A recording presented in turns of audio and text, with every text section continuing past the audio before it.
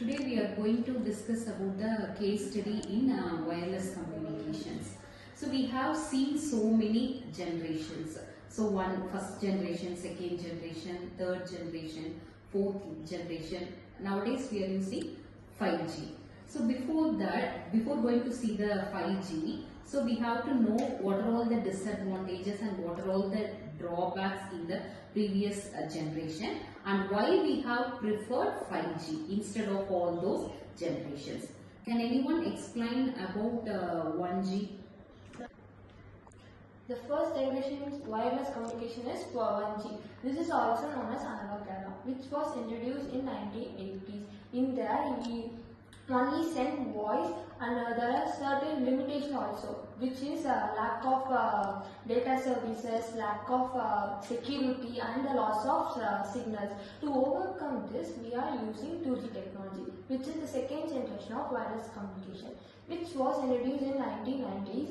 This is also known as a digital revolution era, and in that we are using a voice plus data, which means text messaging or multimedia. In there also there is so many impact. To overcome, we revolute into 3G. So 3G will be.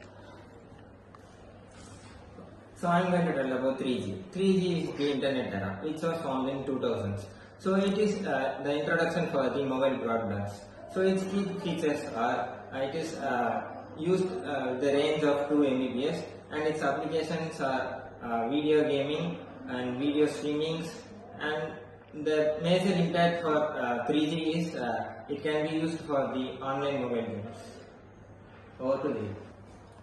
And I am going to explain about the fourth generation. The fourth generation is the broadband fourth generation, which is mainly focused on the high-speed network with slow latency. The small overview of the key features of fourth generation.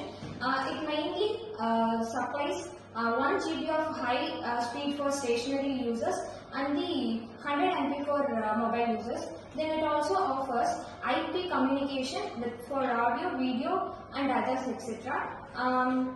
Then it mainly provides the services with LTE. Next, the applications of these fourth generation mainly comes under the video streamings, that is online conferences and streaming channels like YouTube. Then it makes a greater impact in the educational field and medical field, and it is also used for the extension of IoT. Then it is over to Danish. I am going to explain about 5G. 5G is designed to provide high-speed data and low latency applications. It is used in smart cities, industrial automation, and augmented reality and virtual reality. Key features: 5G is 35 times faster than 4G. Latency is as small as 1 millisecond. It is used for energy efficient. And next, its impacts: it transformative influence on industries like telemedicine and manufacturing industries. It also paves a way for upcoming 6G and future innovations. So now you all got an idea about the generations. So in the first generation, what we have used? Voice. Only voice. So it is nothing but the analog signal. We are transmitting only the voice signals in the first generation. So it will be in the form of narrow band. So some of the disadvantages in the first generation. So we have moved on to the second generation. So along with the voice, what we are adding in the second generation? Data. So voice plus data. So just we are adding analog as well as digital in the second generation. Just we are going to send only the SMS in the second generation. So the next generation is 3G. So along with the voice, data, and what are all the additional features we are using? Internet. So it is used for the better connectivity. So suppose if we want to send an Gmail, we can use the third generation.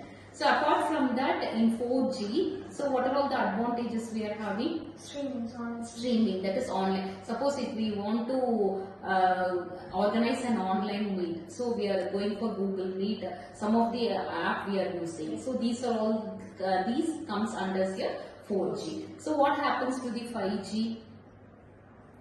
Low latency.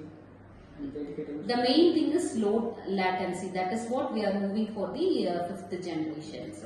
So now the sixth generation is on the process. Okay.